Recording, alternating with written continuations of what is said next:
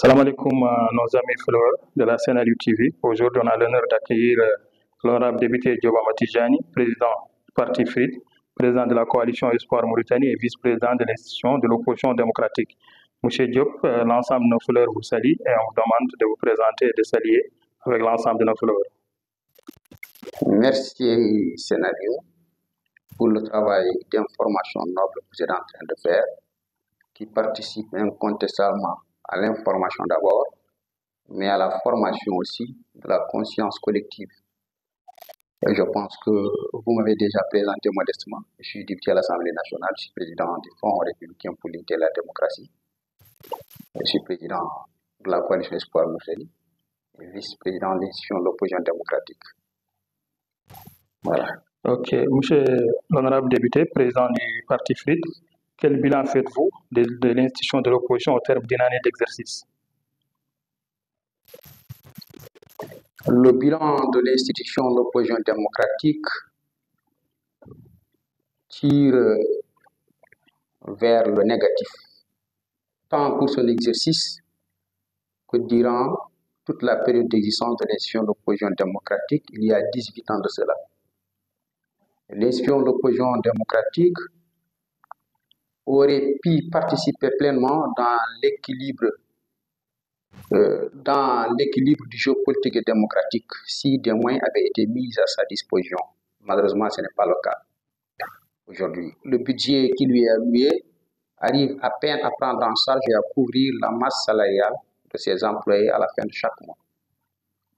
Malheureusement, le parti au pouvoir et la majorité présidentielle conçoivent l'opposition comme étant une adversité, ce qui ne devrait pas être le cas. Il devrait en être la complémentarité et avec la majorité présidentielle, il doit former la substance essentielle de la classe politique dans laquelle les deux partis doivent s'affronter. S'affronter, bien sûr, suivant l'ordre idéologique, suivant la vision politique, suivant les stratégies politiques, non pas une adversité en tant que telle. Et ce aussi en mettant le peuple en avant, puisque la patrie doit être en avant. Donc, je pense que pour sauver la face et permettre à l'institution de l'opposition démocratique de relever le défi, nous demandons au président de la République, mais également au Premier ministre, d'ailleurs du ressort duquel dépend cette institution, de relever le budget à la dimension des ambitions de l'institution de l'opposition démocratique telle que définie dans son programme, déjà disponible, puisque nous, au niveau du Conseil de supervision de l'institution démocratique, nous avons conçu un programme politique très ambitieux. L'ordonnance instituant l'institution de l'opposition démocratique remonte à 2006, soit 18 ans. En réalité, son résultat n'est pas tout à fait palpable sur l'échiquier politique. Voilà. Monsieur le président FRID, l'honorable député, tout dernièrement, on a vu le Premier ministre a présenté sa politique, de la déclaration générale de son gouvernement. Donc, pensez-vous, quelle lecture pouvez-vous faire par rapport à cette déclaration? Merci, M. Dien. Si je puis m'exprimer en ces termes, le Premier ministre est dépositaire d'un engagement devant le peuple. Il s'est engagé devant le peuple. Vous savez, si le président de la République prête serment devant le Conseil constitutionnel, le Premier ministre prête serment devant le peuple. En effet, l'Assemblée nationale constitue l'expression de la voix populaire. Et la déclaration de politique générale du gouvernement est un acte qui consacre l'engagement solennel du Premier ministre envers le peuple. Et le peuple est le seul pilier habilité à apprécier son action politique et celle de son gouvernement à moment venu, sur la base des réalisations concrètes de son engagement qu'il avait fait devant lui.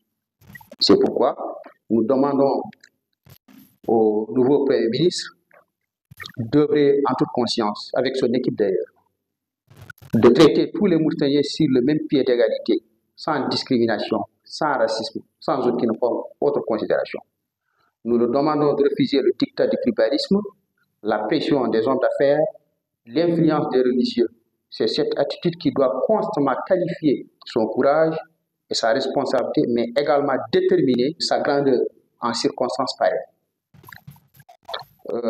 Ce que je viens de citer ici, confléo, constitue des contraintes, constitue un blocage. Ce sont des tares qui ont compromis le fondement d'un État unitaire à l'intérieur duquel il ne devrait pas se poser véritablement le problème d'unité nationale. Mais ce n'est pas le cas. Voilà. Monsieur le Président, l'honorable député Dioba Motijane, avant la nomination de ce Premier ministre, on a vu beaucoup de premiers sont passés par là avec des déclarations et des discours promoteurs. Est-ce que vous pensez que ce Premier ministre pourra relever des défis par rapport à son programme, par rapport à sa déclaration? Oui, vous savez, lors de la déclaration politique du Premier ministre, il a parlé du premier défi, du deuxième défi, du troisième défi, et ainsi de suite. Mon humble conviction fait qu'il ne peut pas relever le moindre défi s'il n'y a pas un préalable. Ce préalable, c'est qu'il ait le courage d'opérer des ruptures profondes pour engager la Mauritanie dans une nouvelle dynamique. Celle de la cohésion sociale, la stabilité et la paix, la croissance économique et le développement. Pour atteindre cet objectif, le Premier ministre, à travers son action politique et celle de son gouvernement, doivent en toute honnêteté rompre avec les pratiques auxquelles les Mauritaniens étaient habitués. Vous savez, quand Boun Ndiaye a été promu Premier ministre, le défilé qui s'en est suivi, des cadeaux ont figé de tout bord. Des chameaux, des moutons, des bœufs ont été apportés. Ce phénomène s'appelle le clientélisme. Il est propre à la vie politique de la Mauritanie. Ces gens attendent en retour des faveurs, des avantages, des facilités de façon illégale. Or, cette rupture doit consister désormais, que ce soit à travers les concours de recrutement, que ce soit quand il s'agit d'une question de confier la responsabilité à une femme, à un homme, que cela soit fait seulement sur la base des critères de compétence. C'est pourquoi j'ai toujours prôné à ce qu'on expérimente le procédé de CV anonyme, dans lequel il n'y a pas la photo, il n'y a pas le nom, ou un autre signe particulier susceptible de ressortir l'appartenance ethnique, régionale ou tribale ou autre. C'est cela qui nous permettrait d'assurer qu'il y a de la neutralité autour d'un concours ou d'un recrutement. Je pense donc que cela nécessite un courage, une détermination, une volonté politique sans laquelle aucun défi ne pourra être relevé. Nous n'allons pas sortir de l'orient. La Mauritanie ne tourne pas autour d'une personne. Ce n'est pas le problème d'homme ou de femme, c'est le problème d'institution. Véritablement, c'est cela le problème. On ne peut pas construire ou avoir un État fort si on n'a pas d'institutions fortes. En réalité, nos institutions ne sont pas fortes puisqu'elles sont contraintes sous l'effet, comme je l'ai dit, du phénomène tribal ou de la pression des hommes d'affaires, religieux ou d'autres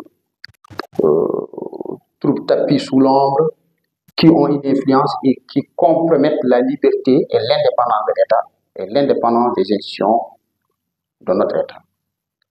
Les institutions ne peuvent pas prendre une décision politique ou sociale ou économique d'envergure sans se référer à ce que je viens de décrire ici comme phénomène regrettable. Pour qu'une décision puisse être efficace et juste, il faut qu'elle soit prise par l'institution ou par une institution ou par l'État de façon autonome, de façon indépendante, sans aucune forme de contrainte. Et c'est cela qui va conférer à l'État une certaine force, une certaine légitimité. Malheureusement, on est contraint par cela. Merci, Monsieur le Président Dioba Motijane. Avant votre dernier mot, je voulais vous poser une question par rapport à l'opposition mauritanienne. Que doit faire cette opposition pour qu'elle soit unifiée? J'ai toujours dit, aujourd'hui, moi, ce qui me préoccupe, ce n'est pas d'amener toute l'opposition dans un seul cadre, mais que les uns et les autres puissent s'entendre. Idéologiquement, ils sont différents, c'est ça qui justifie plusieurs partis politiques dans l'opposition, mais qu'à un certain moment, ils sont tous obligés de regarder dans la même direction, face au parti au pouvoir, face à la majorité présidentielle. Ce qui est important pour moi, que les partis d'opposition ou ceux qui se réclament de l'opposition puissent s'entendre à travers des formes de collaboration, quelle qu'en soit la nature, pour atteindre un objectif ou un idéal politique de l'opposition. C'est ça qui importe pour moi. Je sais que ce n'est pas évident. Plusieurs tentatives ont existé. Nous avons connu CODE, nous avons connu beaucoup d'autres rassemblements où il y a l'opposition, mais à chaque fois, il y a des problèmes internes sur lesquels on ne revient pas. Ça échoue.